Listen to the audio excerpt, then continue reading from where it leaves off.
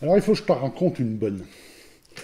Tu vois, la semaine dernière, il y a un type, il vient me voir. Un blaze bizarre d'ailleurs. Le mec, en fait, s'appelle Doc Dandy. Bon, avec un blaze comme ça, je vais pas te faire des dessins. Le mec, il est pas garagiste. Hein. Il serait plutôt à relever. Il serait plutôt gazier, si tu vois ce que je veux dire. Peut-être à relever les compteurs le matin. Bon, bref. Le type arrive, il me dit Fred, j'ai un truc, j'ai écrit un jeu de rôle. Je dis ouais, super. Ouais, il me dit, ce serait bien quand même que t'en parles sur ta chaîne. Je dis, bah, ouais, pourquoi pas, mais je vais te dire, mon gars, tu connais la politique de la maison, hein.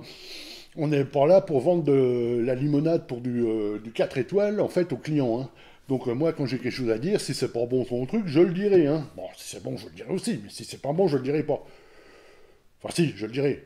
Bon, enfin, t'as compris, quoi. Bon, dis-moi, ton jeu, là, c'est cool ou pas? Bah écoute, moi je trouve que c'est bien, parce qu'il me dit. Ok. Bon, bah écoute, ça roule, mon gars. Euh, je vais en parler. Et voilà. Et là, aujourd'hui, je suis là, devant vous, pour vous en parler. Alors, je vais vous parler de quoi? Bah, vous allez le savoir tout de suite. Donc, aujourd'hui, en fait, je vais vous parler de, comme quoi tout arrive, en fait, du premier service presse de la chaîne. Donc, en fait, c'est donc Doc Dandy, l'auteur, que vous connaissez aussi sur son vrai nom de Alban Le Cohen, que vous trouverez, en fait, que vous trouvez sur Facebook, entre autres. Et donc, il m'a confié son jeu, histoire que je vous en parle. Alors, moi, je ne renierai pas, comme je disais un peu dans mon intro, mes avis sur les jeux, hein, donc ça, il le sait. Donc, je vais vous parler de Doc Dandy, de Café Noir, un jeu qui est disponible sur... alors, il doit être disponible sur Lulu, je crois.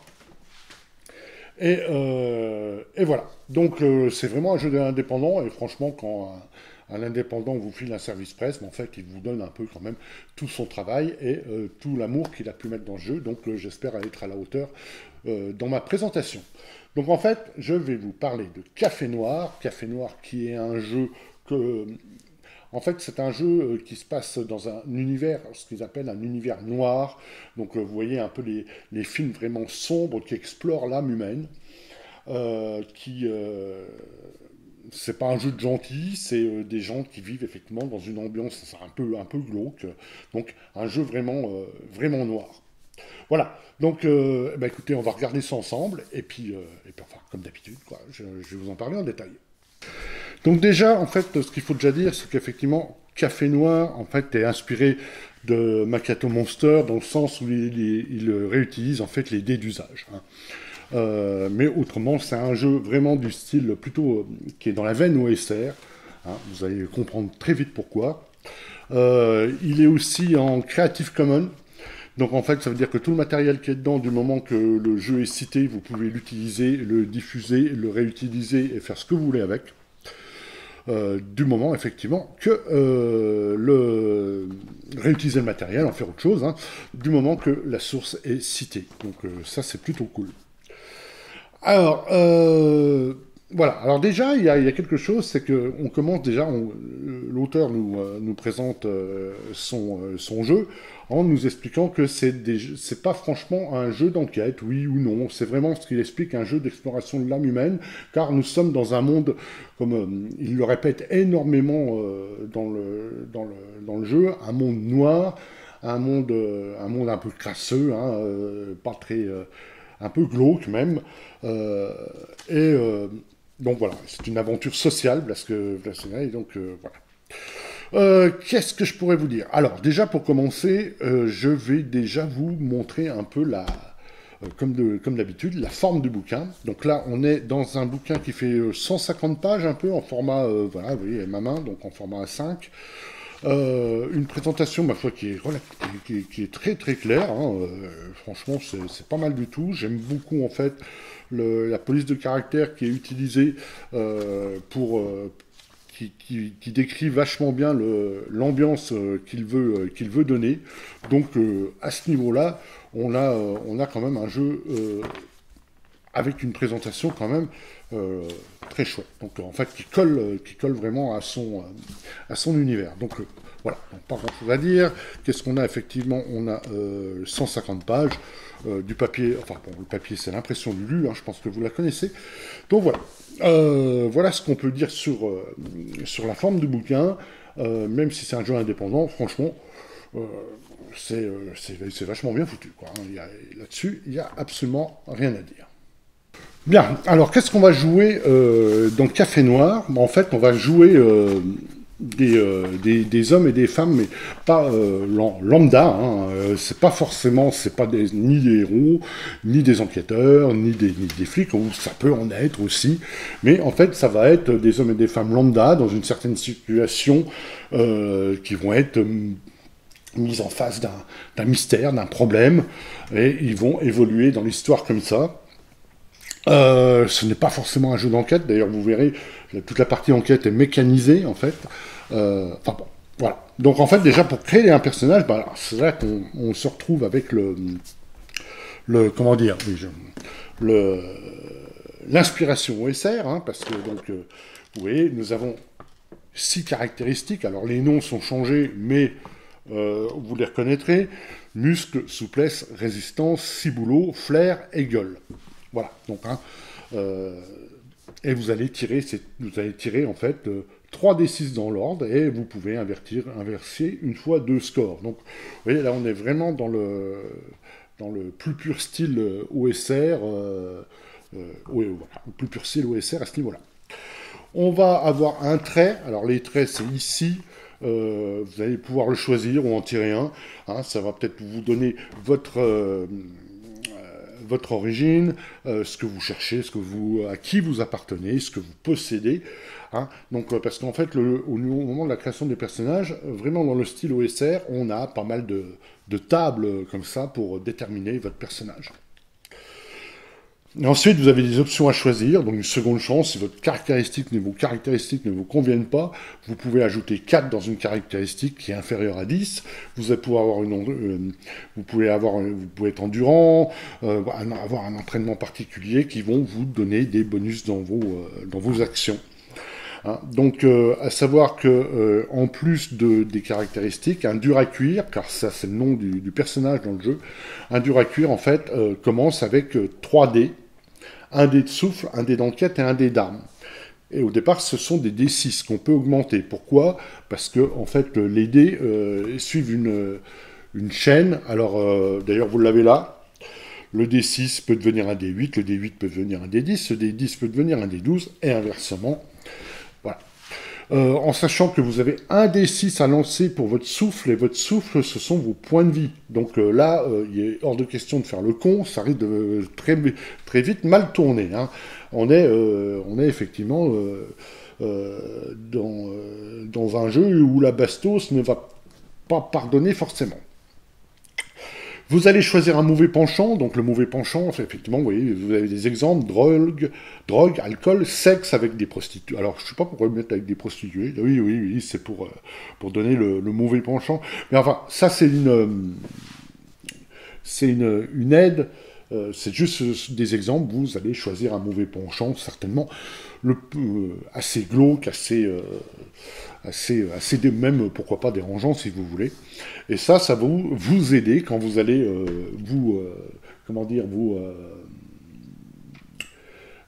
céder à votre penchant, votre perversion. Vous allez regagner des points de souffle, donc des points de vie. Voilà. Et là, en fait, nous allons tirer ensuite sur un tas de tables. Hein, alors, j'ai pris quelques notes. Oui, on va tirer donc les ressources. Les ressources, c'est le matos, l'encre, et peut-être les dettes, mais j'avoue que j'ai pas bien saisi à ce niveau. Peut-être que Alban pourra préciser dans les commentaires s'il voit cette vidéo. Je pense qu'il la verra. Donc, vous allez choisir un D20, un D12, un D10, un D8, un D6, un D4. Donc, 1, 2, 3, 4, 5, 6. Vous allez tirer sur 6 tables, voire éventuellement sur 2 tables, si vous avez envie. Et ça va vous donner... Vous voyez, plus le dé est gros, plus vous allez haut dans la table, et plus vous avez haut dans la table, plus vous allez avoir du matériel, on va dire, performant. Donc, par exemple, les armes de mêlée, si vous faites 1 sur la table, vous avez un cran d'arrêt. Le premier chiffre, c'est les dégâts. Le deuxième, c'est les munitions. Voilà. Non, c'est le DRM. Non. Non, non, arme de mêlée, munitions, frêne, non. C'est le dé d'usage qui vous donne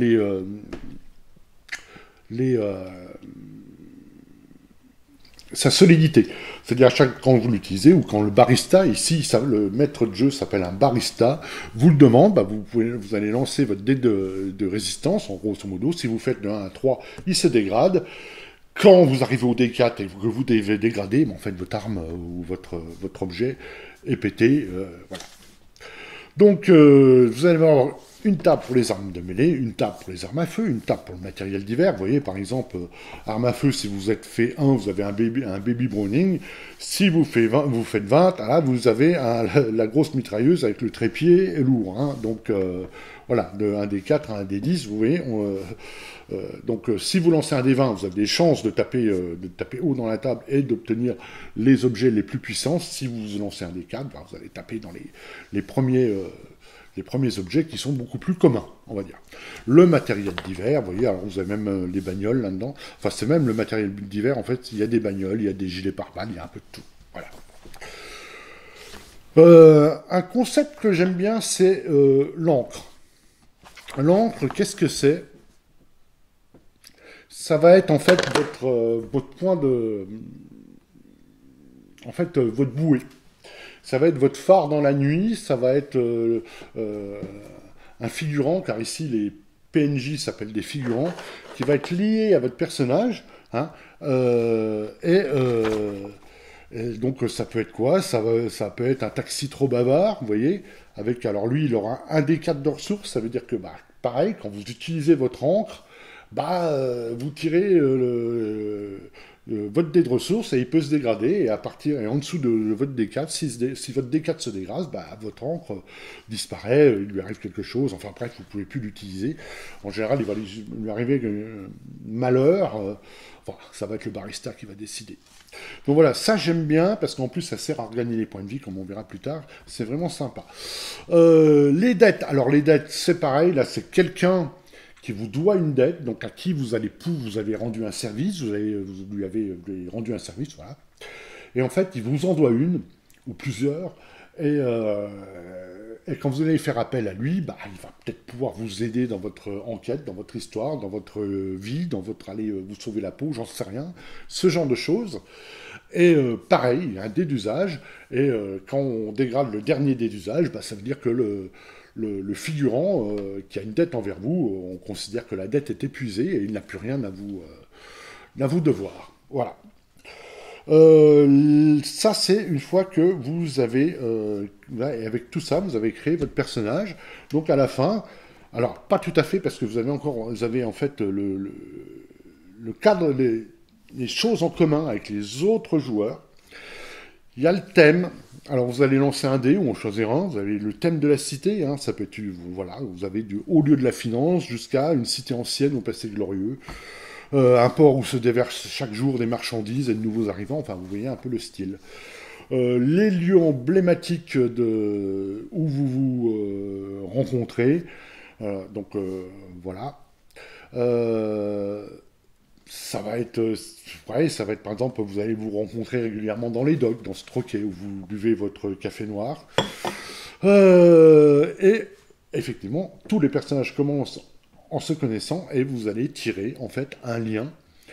Et ça, moi, j'aime bien. Ça donne tout de suite un lien entre les personnages et quelque chose d'utilisable immédiatement. Parce qu'en fait, Café Noir est surtout un jeu pour être lancé très rapidement. Alors, l'auteur allemand nous dit sans trop de préparation. Je suis pas tout à fait... Enfin, en tout cas, en lisant le bouquin, je pense qu'il en faut quand même. Ou alors, il manque des outils pour. Quoi. Mais bon. En tout cas, c'est un jeu quand même fait pour être utilisé rapidement avec le moins de préparation possible. Voilà. Et ben voilà, ensuite nous allons arriver aux mécaniques du jeu. Vous allez voir, c'est pas hyper... c'est assez simple et assez pratique. Alors, les mécaniques de café noir sont relativement simples avec deux, trois trucs, deux, trois innovations que... Enfin, innovations, oui, oui, pourquoi pas. Innovations que j'aime bien. Alors déjà, bon, qu'est-ce que c'est un jeu de rôle?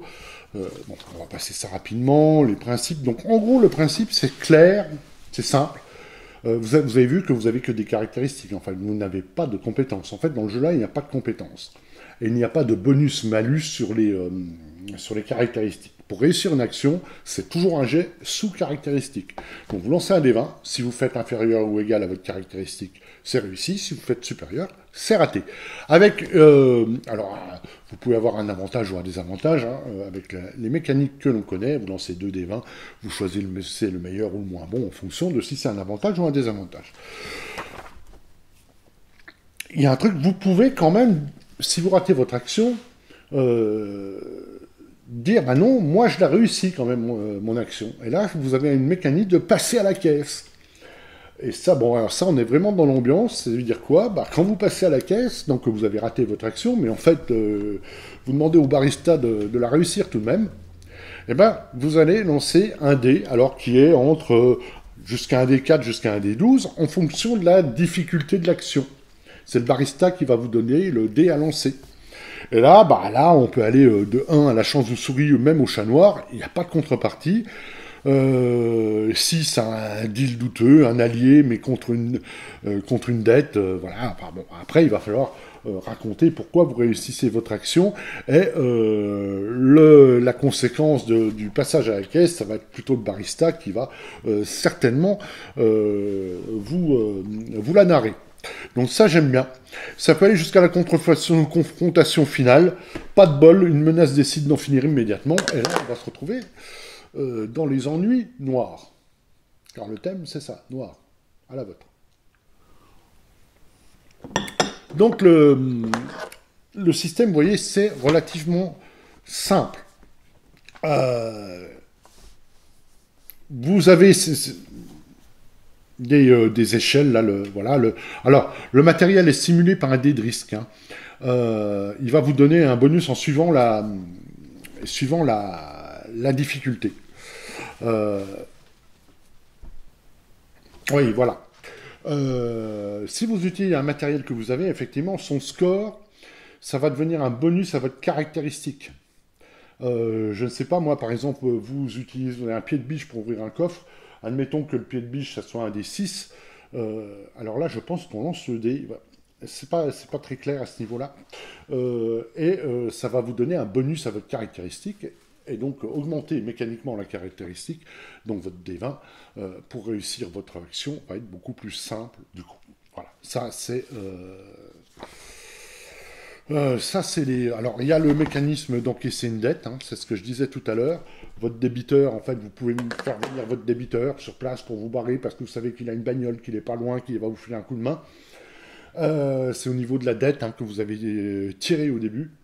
Et là, vous allez jeter un dé d'usage pour voir si votre dette est soldée et que. Enfin, si le type ou la nana a soldé sa dette envers vous.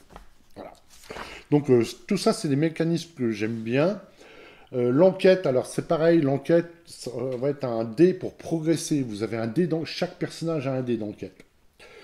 Un personnage normal qui débute a un dé 6. Ça veut dire qu'à chaque fois qu'il va enquêter, je sais pas, il va essayer de trouver des indices ou des trucs comme ça. Le barista va donner une difficulté, un mystère. Hein. Le mystère, ça peut être qui a tué Pamela Rose, je raconte n'importe quoi. Il va fixer le dé d'enquête, il va fixer le mystère à 10, 15 ou plus. Et quand un personnage, en fait, va être en mesure de trouver des indices, il va lancer un dé 6 et ça va lui... tant qu'il est inférieur, donc il va se cumuler avec... vous cherchez des indices, une première fois vous faites 3, ok. Dans un autre moment, dans une autre scène, vous retrouvez un moment à pouvoir retrouver des indices qui vont toujours vous mener vers la résolution du mystère. Vous lancez un des 6, donc vous avez 3 au premier, vous faites 6 au deuxième, vous faites 9, jusqu'à donc 6 au deuxième, plus 3 du premier, ça va faire 9. etc. jusqu'à dépasser en fait la valeur du mystère, où là, en fait, le barista va vous le révéler, vous le raconter, je ne sais pas, tel qu'il le voit dans son histoire. Voilà, donc l'enquête est vraiment scénarisée. Euh, non, c'est le contraire que je voulais dire. L'enquête est vraiment mécanisée avec ses dés d'enquête et ses niveaux de mystère. Voilà. Les conflits physiques, alors le combat, bah, c'est simple, il n'y a que le joueur qui lance le dé. S'il réussit, il fait des dégâts. S'il rate, c'est lui qui en prend, grosso modo. Vous avez vu les points de souffle. C'est... Alors, ah oui, j'avais oublié de vous dire sur l'enquête, je reviens un peu en arrière. Euh, Voilà, quand vous faites une action d'enquête, en fait, ça vous coûte un point de souffle. Donc, à un moment donné, il va falloir se reposer. Hein. Voilà, je reviens au... Désolé pour le retour en arrière, c'est assez important à mon avis dans la mécanique du jeu. Euh, voilà, donc le souffle, comme je vous disais, c'est les points de vie. Et là, moi, il y a un mécanisme que j'aime bien. Quand vous êtes tombé à 0 point de vie, bah, vous avez deux possibilités. Ou vous faites le mort, donc vous êtes au sol, vous ne bougez plus, vous attendez que quelqu'un vienne vous secourir, ou pas. Si personne ne vient, vous agonisez et vous passez l'arme à gauche. Ou alors vous pouvez tenter de tromper la mort et vous lancez un D6. Sur un score autre que 6, vous allez pouvoir agir. Vous dégoulinez de sang, mais vous vous relevez et puis vous je sais pas, ou vous vous barrez, ou vous sautez par la fenêtre, ou vous tirez sur le gus d'en face, j'en sais rien. En fait. Mais vous allez pouvoir agir. Et votre dé, après, vous matérialisez ça avec un D6, donc vous avez fait prendre votre premier jet de dé. Alors si vous faites 6, par contre, là, vous êtes mort. Admettons que vous avez fait entre 1 et 5, vous mettez votre dé sur la face 5. Ça veut dire qu'aux prochaines fois que vous allez vouloir tromper la mort, eh ben, il va falloir faire en dessous de 5. Si vous faites 5 ou 6, vous êtes mort. Si vous faites 1, 2, 3, 4, vous pouvez continuer à agir, etc., etc. Je trouve que le mécanisme est assez intéressant, et ça, j'aime bien. Voilà. Qu'est-ce que je pourrais dire d'autre? Les soins et le repos. Alors là, on est vraiment dans l'OSR. Hein. Une nuit de repos, vous gagnez un point de souffle, point, basta. Vous pouvez en gagner plus si vous allez dans un hôpital. Et surtout, en fait, vous pouvez en gagner le dé d'usage de votre encre.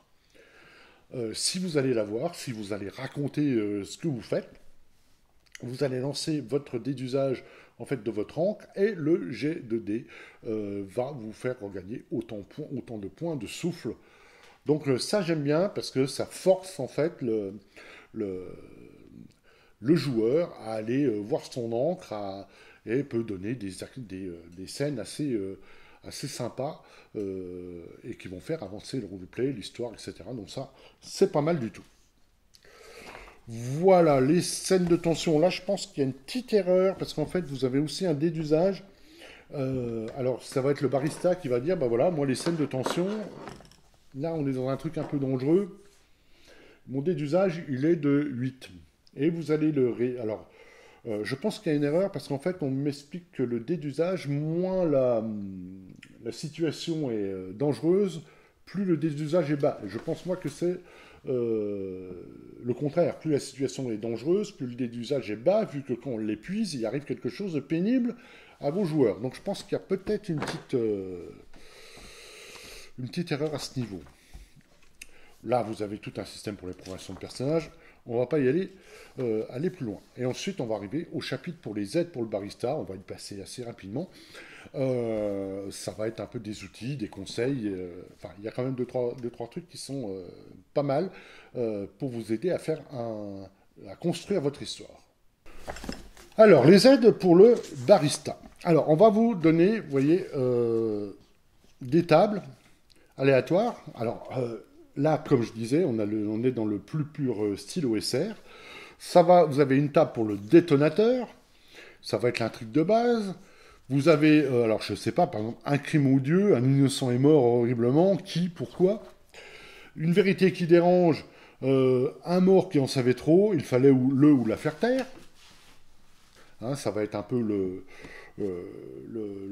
pourquoi du mystère de base. Les agneaux, eh ben, les agneaux, ça va être quoi? Ça va être les victimes un peu collatérales du mystère. Les loups, ça va être en gros les méchants.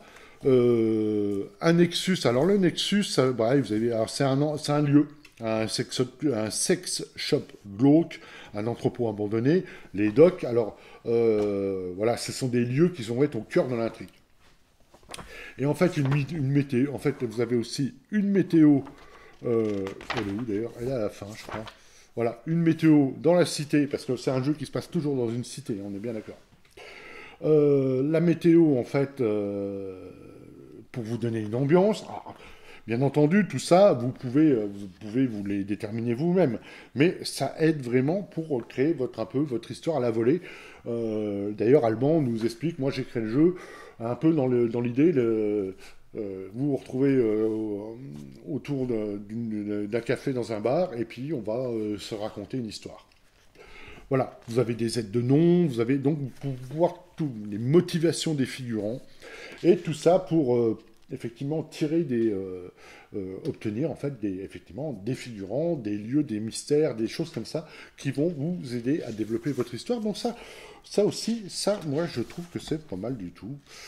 Voilà, après, vous avez des conseils, hein, vous avez comment gérer les menaces, vous avez quoi d'autre? Vous avez une galerie de figurants, hein, donc alors avec des noms toujours au... Ah, je l'avais pas vu, il nous a mis Sandy Junior. Voilà, voilà. Donc voilà. Sandy Junior, pour ceux qui ne connaissent pas, c'est un traducteur de jeux de rôle très connu qui nous en a traduit des tonnes et que je salue au passage avec un super boulot. Les conseils pratiques, voilà. Donc, bon, après, effectivement, là, alors là, bon, je vais vous passer assez rapidement parce que vous savez que je ne suis pas très... tous les trucs pour la gestion de la sécurité émotionnelle, tout ça, en général, moi, ça me fait chier, donc, mais enfin, voilà, c'est là. Alors, vous avez après d'autres trucs, alors, café solo, comment pouvoir jouer le jeu en solitaire, voilà, toujours avec des tables pour gérer votre jeu en solitaire, donc voilà, des options à la fin, et un truc que j'aime bien, je vais vous présenter le construire sa cité. Construire sa cité, on vous dit, bah voilà, prenez une feuille blanche, vous prenez des D6, vous les lancez, les entourez, vous entourez les dés, et ça va être des lieux dans votre cité. Et les lieux, bah, vous allez les tirer ici. Donc en fait, vous allez peupler votre cité très rapidement, plutôt que de réfléchir pendant des heures à alors ça va être très schématique, bien sûr, mais ça va déjà donner pour le barista, à mon avis, ça va accélérer son imagination pour, comment dire, pour créer sa cité, pour donner des lieux emblématiques où va se dérouler l'histoire de Café Noir. Après, vous avez des règles optionnelles, la réputation, la stabilité, c'est un peu la stabilité mentale, voilà, les dons, les faveurs, voilà, vous avez les séquelles des blessures, si vous voulez en mettre. Donc, en fait, des options de jeu que vous pouvez mettre ou ne pas mettre selon vos envies. Et dans tout ça, en fait, malgré que, mine de rien, c'est un petit bouquin, bah, Doc Dandy nous a quand même trouvé le moyen un mort en trop, qui est un scénario expresso pour le jeu. Hein. Donc, on va vous donner, alors, je ne vais pas vous raconter, mais voilà, ça tient en assez peu de pages. Alors, qu'est-ce qu'on va vous donner? On va vous donner, ça vous donne une idée de la structure d'un scénario de Café Noir. On va vous donner des durs à cuire pré-tirés, mais vous pouvez prendre les vôtres. Une situation de départ, une vérité, éventuellement des révélations à proposer à vos joueurs, des révélations sur l'identité du loup, des PNJ qui vont pouvoir aider, donc les figurants qui vont pouvoir aider ou pas, ou mettre des bâtons dans les roues à vos personnages, des lieux d'enquête, donc là c'est... et en fait vous allez les prétirer après. Donc vous voyez quand même, ce que je voulais dire tout à l'heure, c'est que sans préparation c'est pas tout à fait vrai, parce que je pense qu'il va falloir quand même un minimum, pas très long, mais un minimum de préparation pour arriver à mener quand même à une histoire. Alors pas une enquête, comme je disais, enfin, c'est une enquête, mais c'est pas forcément le thème principal. Euh, donc pour créer votre propre histoire. Et là, vous avez les personnages joueurs qui sont derrière, donc tous les pré-tirés qui sont là pour le scénario. Donc voilà, voilà. Et ensuite, vous avez quelques pages pour tourner le jeu vers du narrativisme beaucoup plus poussé. Donc là, vraiment dans le plus pur style échange, maître de jeu, barista, dur à cuire, joueur. Et voilà. Donc en fait, voilà, j'ai fait le tour. Voilà la quatrième de couverture. Donc j'ai fait le tour de Café Noir, un jeu de Doc Dandy. Alors maintenant, comme d'habitude, je vais passer à ma petite conclusion. Alors donc Café Noir, c'est effectivement un jeu pour jouer dans une ambiance assez glauque, euh, assez oppressante. Hein, vous imaginez une ville un peu déshumanisée avec un tas de personnages qui habitent là-dedans. Vous êtes un de ces personnages, il lui arrive quelque chose et voilà, l'histoire va se dérouler en fonction de l'enquête de vos pères. Alors, Doc Dandy nous explique que c'est pas vraiment un jeu d'enquête, mais j'aurais aimé justement. Alors, les plus. Non, j'arrête tout. On va commencer par les plus. Euh, pour, pour un jeu indépendant, moi je trouve que déjà sur la forme, c'est vraiment très chouette. J'aime beaucoup la forme du bouquin. Euh, Malgré que le monde n'est pas décrit forcément, parce que vous allez le créer pour votre histoire, il en ressort quand même une ambiance que j'aime beaucoup. Le style d'écriture vous montre tout de suite quel est le but du jeu, enfin quelle est l'ambition du jeu, dans quoi on tend à vous faire jouer. Il manque peut-être quand même quelques indications plus précises, quelques deux, trois exemples quand même qui auraient été plus pourraient rendre le jeu plus compréhensif. Je pensais par exemple justement, on m'explique que c'est pas un jeu d'enquête, et j'ai pas bien compris en fait du coup si c'est pas un jeu d'enquête, qu'est-ce qu'on cherche à faire. Alors, j'ai bien compris, on voulait explorer en fait les relations entre les personnages, mais j'aurais aimé euh, les relations entre les durs à cuire, les relations entre les figurants, mais j'aurais aimé quelques exemples de plus, mais bon, dans un petit format de 150 pages, c'était peut-être pas possible. Il y a quelques erreurs à droite et à gauche, euh, enfin, quelques erreurs.